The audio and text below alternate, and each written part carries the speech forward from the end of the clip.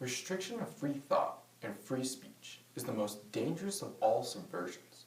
It is the one un-American act that can most easily defeat us.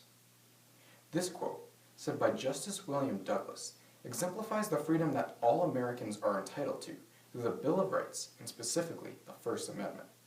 However, political correctness on college campuses has restricted free speech and has had damaging repercussions to college students across the nation. As well, many people silence their opinions in fear of bad stereotypes and negative accusations, which are not true to them. This is why I affirm the notion that political correctness in America has gone too far. In order to understand why political correctness has gone too far, we must first understand why political correctness was implemented to begin with.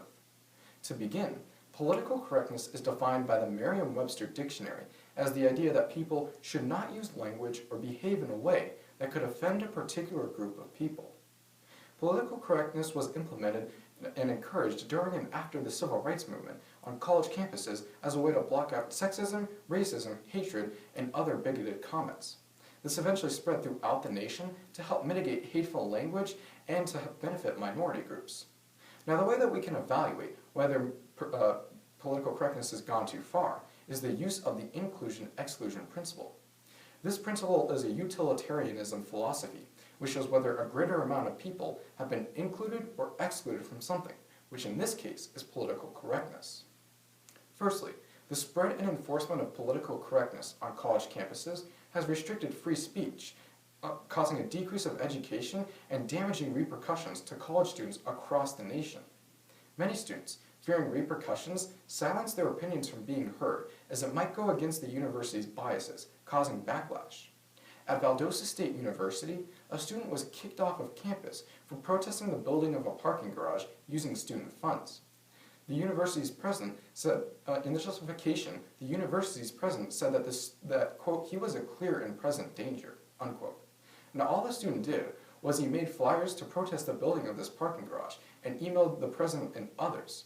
This example clearly shows that students at that university have to correct themselves when dealing with administration, and students are not allowed to criticize any decision they make. Secondly, the second example is the free speech zone at Dixie State University.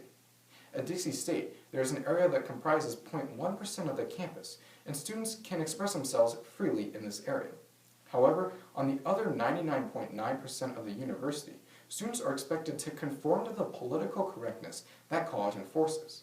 In fact, the Young Americans for Liberty group could not hand out flyers because it criticized President Obama. The university said that the students were not allowed to mock individuals. Now, this actually goes against the Supreme Court case ruling of Hustler Magazine versus Falwell in 1988. The ruling on the Supreme Court case was that offensive speech against a public figure could not be legally prosecuted in the United States. So the justification for restricting the handing out of these flyers not only goes against the First Amendment protection of speech, but also this decision on this Supreme Court case. Although political correctness was intended to benefit and protect minority groups, this has created a shame culture which has excluded a substantial number of college students. In fact, 2 supporters of political correctness have criticized the use of it on college campuses. David Brooks wrote an article in the New York Times last week that political correctness on college campuses has made, quote, many people carefully guard their words, afraid they might transgress one of the norms they have come into existence, unquote. The other supporter of political correctness that has criticized the use of it is President Barack Obama. At a town hall meeting given at Des Moines, Iowa, President Obama said that students should not be coddled and that universities should not restrict guest speakers just based on their political beliefs. He even said, if you have a disagreement, have an argument with them. But a difference in opinions is not a justified way of silencing that person's opinion. Through the examples of political correctness on college campuses, the shame culture it has created, and supporters of political correctness criticizing the use of it on college campuses, it is clear that political correctness on college campuses has gone too far. Secondly, the use of political correctness around the United States has halted discussions on important issues because many people fear negative accusations with talking about such topics like race and gender. With virtually no discussions on these important issues, it has halted any progress made towards solving them. According to B.J. Gallagher, quote, "The effects of political correctness have been to make everyone avoid these topics altogether, thereby hindering our actual ability to getting comfortable in living and working with different people. It has gone so far that political correctness has created a bigger problem than the one it was intended to solve," unquote. With this type of insecurity felt with political correctness, it has drastically hurt the U.S. with no political solutions to solve these problems.